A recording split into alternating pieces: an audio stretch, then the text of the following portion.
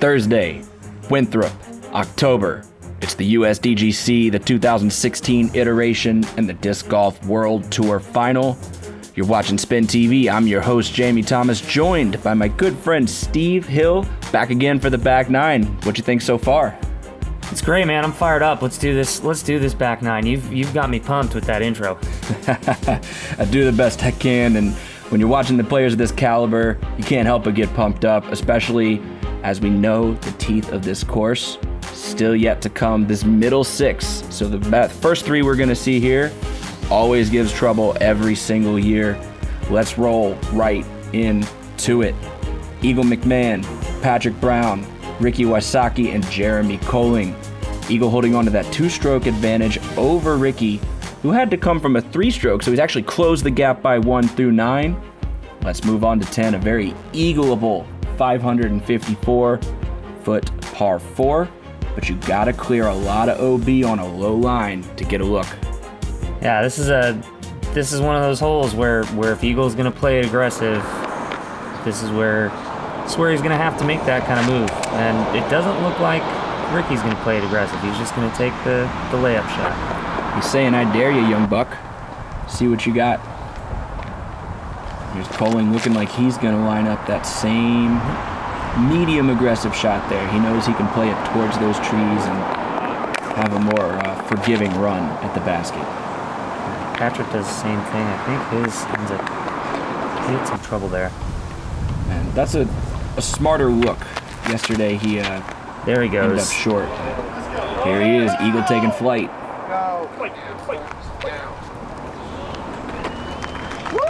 And that's called feeling yourself. He is in the zone early on this back nine. And especially for him to come out after he knows all three of the other guys have taken the layup route, for him to take that aggressive shot and land it, it's a big statement right there, I think, for the youngster.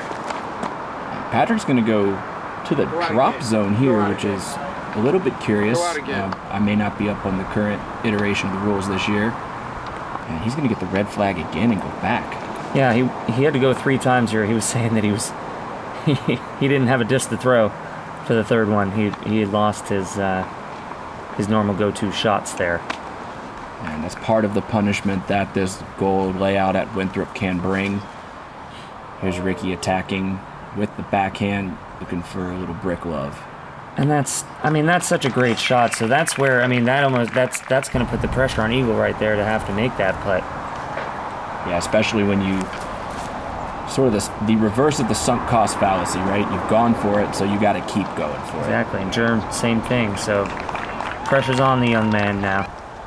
And the two guys who live in closest proximity to the course, playing it well, just a little bit strong side.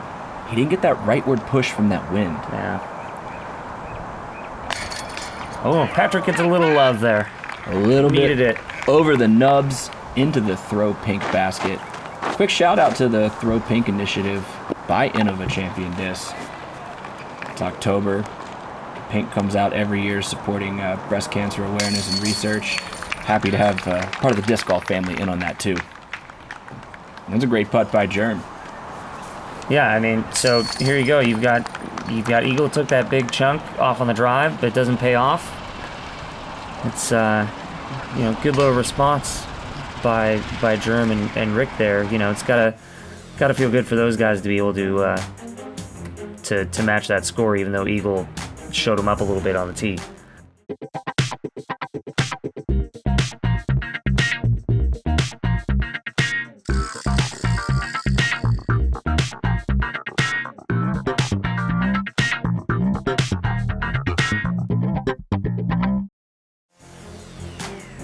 And here we go, hole 11, home of Chairgate from a couple years back, the 734-foot par 4 this year. We talk about taking the teeth out of some of these holes. The red rope is removed, and the tendency and the temptation is to just let it rip. Now the wind's kicking here though. It really starts to whip up here. You can see Ricky riding it nicely, playing. If he's long enough there, I can't really tell. That's in the hazard. it's much longer. As you know, I was fooled right there by the angle of the camera. It's long to get past that hazard rope. Yeah, and actually he was inbounds, and it took that flare out, and Germ just didn't get his to come back in enough. This is one that Eagle was saying on the commentary. He's not afraid to take a hazard penalty in order to just let it rip and go for it. And that's what he's going to do again, it looks like, because he is also in the hazard. Lots of yellow flags so far for this crew. Let's see if Patrick can correct.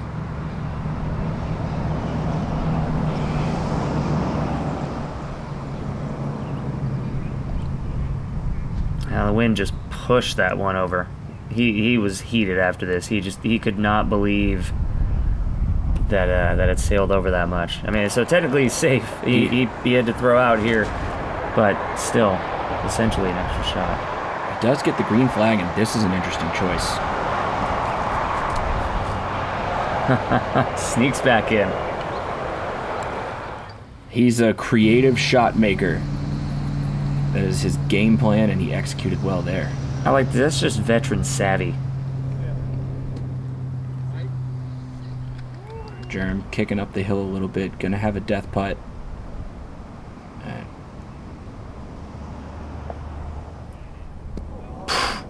I was gonna say it looked like Eagle gripped that one a little bit, but yeah, it did look a little funny on the release. Didn't seem to impact it too much, though. I wish my grip locks looked like that. Don't we all? Ricky playing up to an easy make range, and here's Patrick from about 40. Oh, left side. And the danger of the death putt, especially in the wind, hits the chains, holds up, falls out the back.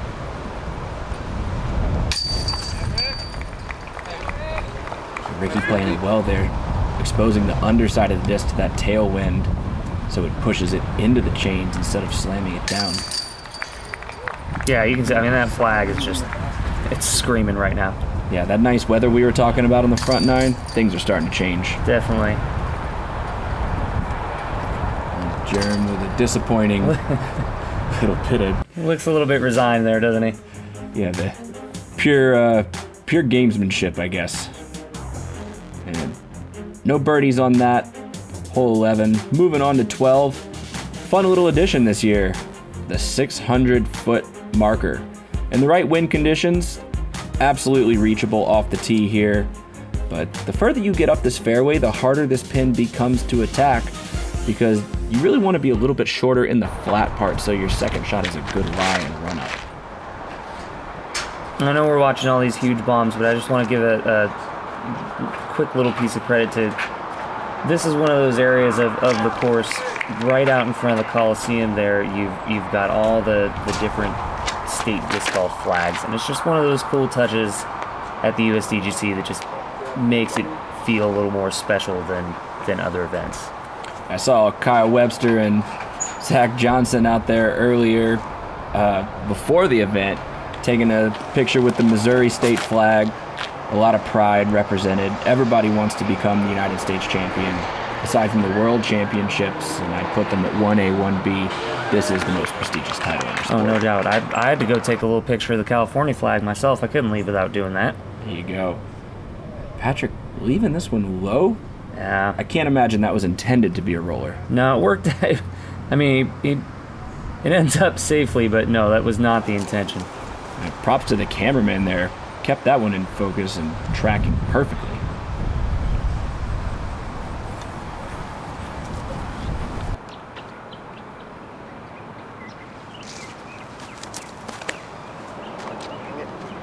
Eagle looking to attack with this one. Just a little too much on that one. And it's such a tough shot to gauge, especially for a power thrower, because you need that overstable disc, but you need it to land softly. And that's one of the things about Eagles. You look at him and he doesn't look like a power thrower, but man, he can sling it. It's unbelievable. He's that lanky prototype that Discmania loves to put on their team. Yep. And there's Germ putting about 10 meters behind the basket, right on the edge. So now we got eagle from the drop. And this hole can punish people, but really nice recovery there. He fixed that one quickly. Yeah, he didn't let the moment get too big there. He just went about his business and stabled it up a little bit. Speaking of big moments and big putts, little hot putt from just outside the circle. Jeremy Koling making a statement right there. And Jerm's had a couple of those nice big putts today. Another one, nice putt there from Patrick too. The uphill basket, and looks like a right to left from his perspective. It's a tricky little putt and a great finish. There's Rick, makes another putt. Ho-hum. Yeah, it's just another day in Ricky Wysocki land, making all these easy putts that aren't really easy.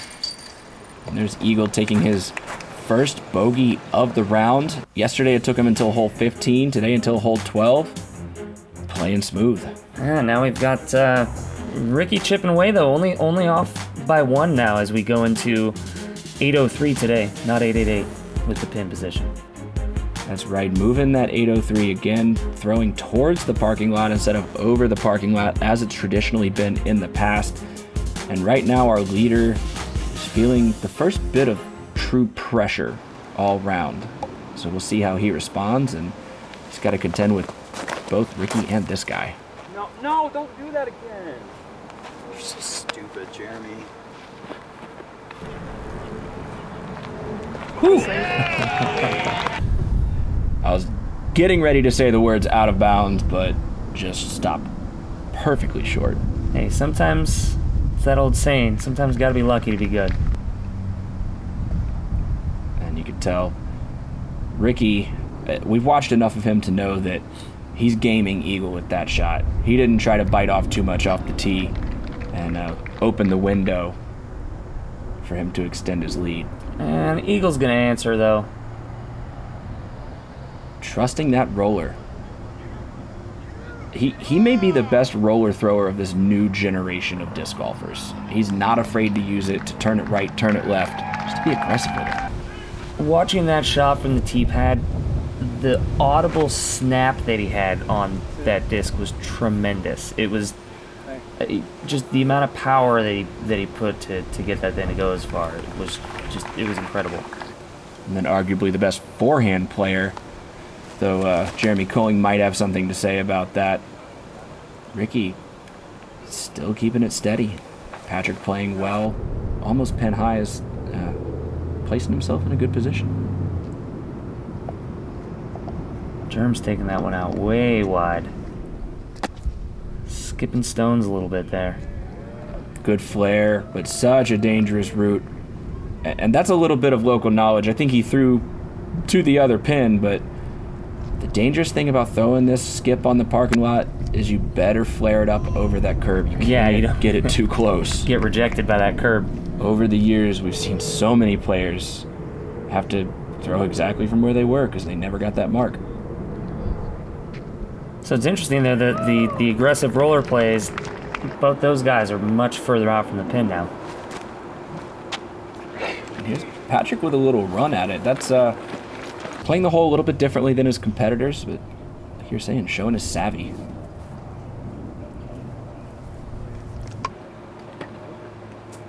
And some layups here. Yeah, another smart play. This is just so close to the road there. It's not worth that run there, I think, is what they decided. It's interesting, and I've noticed this last year as well when they played this alternate pin. The shorter pin is inviting less aggressive play, or prohibiting you from being as aggressive and going for a birdie. It's just such a dangerous corner, like you said. That's a good point. Well, it's always interesting to see the different nuances on this course year to year. And 4 fours. Patrick's a 4 over for the round, 4 under for the tournament. He's got a little catching up to do, but everybody else staying in their relative positions. Eagle maintaining that 1-stroke lead. Going into hole 14, shout out to Stale Hakstad, the Norwegian player who skip-aced from the performance plate last year. That's right. Check that back out. Shameless plug for SpinTV a year ago. Give us some views. Hey, everyone loves a nice ace highlight. And here's Jeremy, just a little skip roll. Oh man, whew. It's getting a little touchy there. It's like golfers playing the wedge shot. When you see these forehands and they can check them backwards, they can roll them out. Yeah. Really pretty to watch. Oh, that's a bit of a grip lock. We were talking about grip lock from Eagle earlier. Ricky held on to that one a little bit. Yeah. Patrick going for that backhand route, excuse me, and with the height of that basket, it's more or less a level putt from that sidewalk. Yeah, the elevated basket here definitely changes the play a little bit. That's just not just not even fair. I mean, I guess it's fair. He landed the disc the way he did, but that's just bad luck. You can't throw the disc better than that. And Ricky trying to save that three. That was an incredible run. That was even better. I can't even get the words out of my mouth. It's just play after play after play on this back nine so far. The amount of spin that Eagle's been putting on these putts, I mean, I know it's his putting style, but just especially on this putt, with that kind of power he's putting on it, Germ with another great putt. But if Eagle misses that, it's going to sail way past it and give himself a long comeback, or just that confidence to get that aim that straight, that precisely is just great. Patrick just a little bit high in that tailwind. I'm in disbelief right now. These guys are cannon putts, making it look like it's a 15-footer on a regular height basket right now. That's ridiculous. Germ, with the lone birdie there. Earned it. Yeah, the putter's gotten hot for him today. We move on to hole 15. This dogleg left, par 4. A nice new addition of that triple Mando. Well, maybe nice or not so nice, depending on if you clear it. And then you've got to turn that disc around the corner. Interesting thing to see here, Steve. Whether the players try to bite that corner and take it in one shot, or just go to the corner and throw from there. Yeah, this is another really fun hole. I really like the triple Mando. And Germ just textbooks that one. He is right in that sweet spot. The funny thing about the triple Mando is it doesn't change a whole lot. I mean, it doesn't change the shot. Except for that. Except for that, of course, as soon as I say it. You still need to keep it low, and you still need to try to go through it, but it just adds that little element to your mind. Yep. Yeah, and that's what it is, really. It's a mental game here, and that's... Eagle gets just a little more curl there than Germ does, too. Those are two just great shots. And that's what USDGC is all about, that mental game. He's safe. He didn't miss the Mando, but he's still got a rough look for the next shot. Laying down the forehand roller, such a touchy shot to execute in the wind.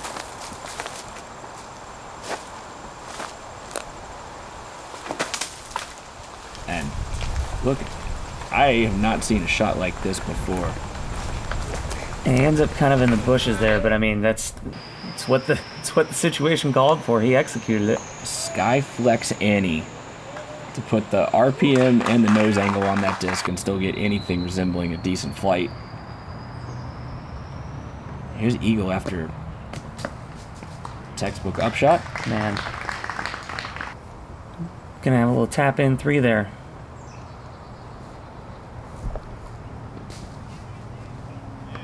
Starting to run out of descriptive words for some of these shots. This is no exaggeration. I mean, you can back me up on this. This is an intense play on this back nine. All these guys are really full pedal to the metal right now. Oh yeah, they're pushing it, and you know, you can see it, and they're putting up these small numbers is the best part. I mean, I don't know if it comes through. It's, you know, it's different being there in person versus looking at it on the video, but this is a tough thing, man. Eagle and Germ just made those threes look like child's play. And they're gonna each take a stroke over Ricky and Patrick as Eagle extends his lead to 13 under par, tying Ricky for the round at 5 down. And here's hole 16. remembering the final round last year where this all started to unravel for Ricky. This is the start of that 3-hole stretch where it really doesn't matter what you've done up until now. Yep. You have to perform.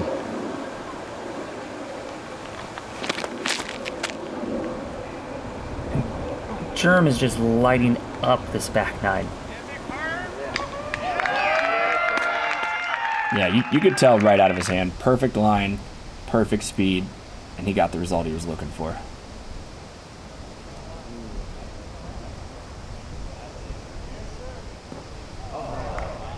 And a little dig there, probably looking for a flare inside to get inside at 20 feet, but puttable for sure. And that one just got pushed down a little bit too much, a little too much turn on that.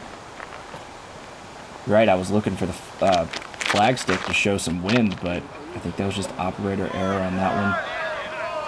And that one's heading toward the gallery. That's actually Rick's family over there, and he's just another grip issue. Shout out to his little brother Zach. Zachy Wysocki. Watched that kid throw some forehands a couple years ago when he was 8. And he was out representing the Saki Bomb jersey and everything today. It was nice catching up with them. 2 peas in a pod, those two. Ooh. Little edge of the circle putt. No big thing for Eagle. Dagger putt right there. Big Germ showing some love. You got to. They've been going back and forth on this back half.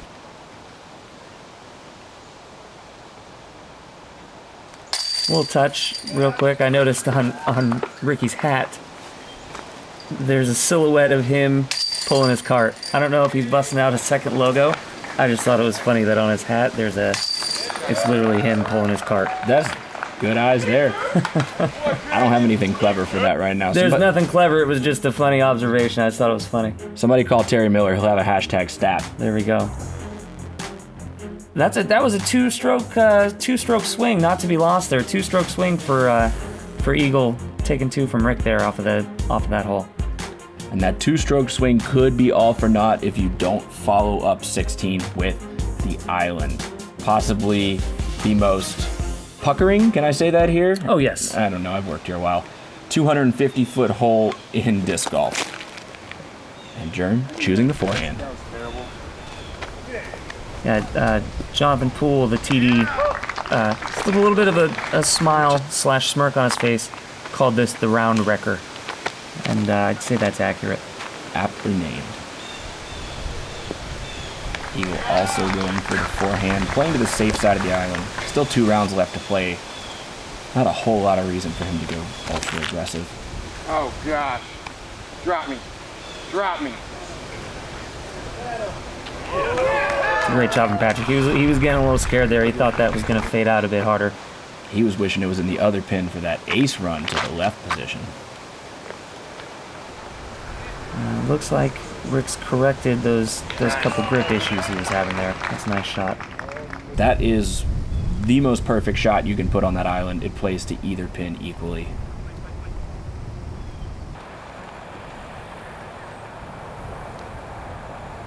A little bit of a run for Eagle. Scared of that right to left. If you expose the underside of that flight plate, that's going over the hay bale, and Patrick leaving that one a little bit short as well. Having a little talk with himself. Meanwhile, Ricky doing what Ricky does, Yep. doing Ricky things. I'd be curious to see what the birdie percentage is on this hole, because when you land on the green, you expect most of these guys to make it, but there's still so much trouble on it. It's real subtle. Neither pin position gets very far away from that hay bale, so you have to throw far enough off the tee to get over it, but not so far that you're putting back at it Yeah. and risking going back out of bounds. And Ricky cleaning up with the lone birdie, moving him into a tie with Jeremy Koling. Still 4 back.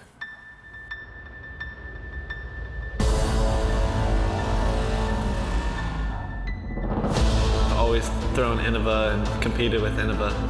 I don't think I'd be playing this sport if it wasn't for creating the disc itself and then just taking it to the next level over and over and over again. How great the discs are themselves. It's really gained my trust, and I don't think I would be here without Innova. I don't see myself doing anything else.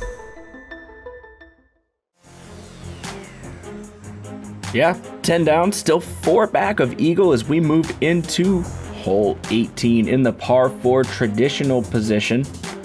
647 feet, one of the most dangerous fairways for a finishing hole in all of disc golf, really, especially for the right-handed player. We expect to see Ricky with a forehand here.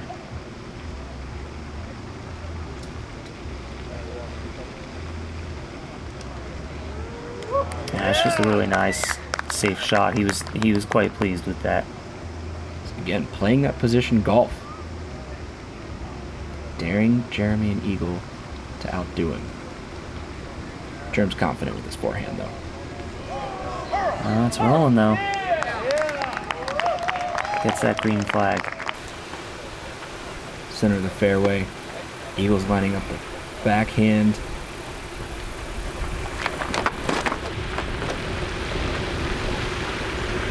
That's aggressive.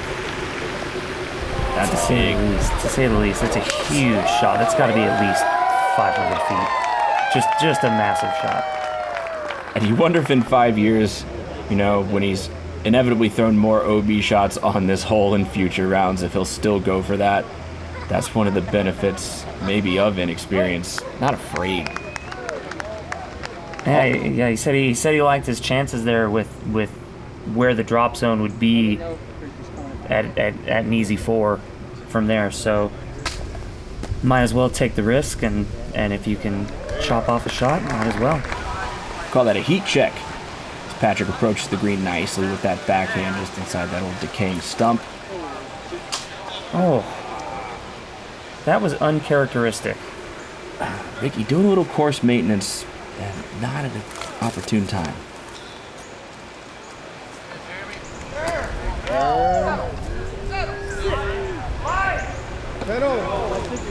Jerem getting a little speedy on that around the corner. And speaking of speedy, we've got the spotter running over. And that's always what you want to see.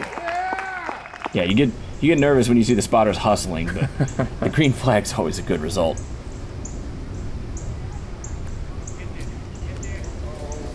Oh, and man, Rick is just scuffling to end the day here. Yeah, this is not what you want to see on 16 or 18. And it's Eagle's turn to play some position golf. A nice little easy upshot there.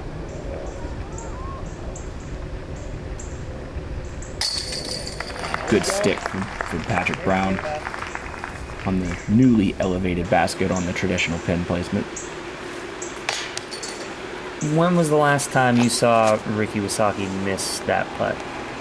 I was actually going through my mind right there, and I couldn't bring up an example off the top of my head. Germ finishes hot there. The basket looks like Germ. It's about as tall as him. And Eagle capping off his round in... If you have to encapsulate his round in one hole, that's it right there. That was it. All those aggressive shots, all those big moves, putting the pressure on the whole time, paid off right at the end there with a big move at the end. Jeremy Koling, though, most greens in regulation there, green hits. But Eagle's got the bullseye hits. He was accurate in all phases today. Pretty good inside the circle putting by all competitors. Despite the one miss at the very end, Ricky still putted solid. And everybody grabbing one putt from outside the circle on this back 9. Those are your metric stats for the round. And penalties. You just talked about the teeth. Signature out here at Winthrop Gold. Those penalty strokes. When we take a look at our leaderboard, we see Eagle McMahon has increased his lead to 4 strokes over Jeremy Koling. Ricky falling back a bit, Nico moving up, and we are halfway done at Winthrop Gold. Steve, this is your first time here, so I'll ask you again, impressions now that we're halfway through. It's beautiful. It was great to see these guys attack it, and that second half is just the make or break. So I'm looking forward to see what happens over the next couple days. It was great having you on the track with me today. Thank you out there to all of you guys who have joined in, tuned in, shown us some love. We'll see you guys next time tomorrow for round 3. It's Friday at the USDGC.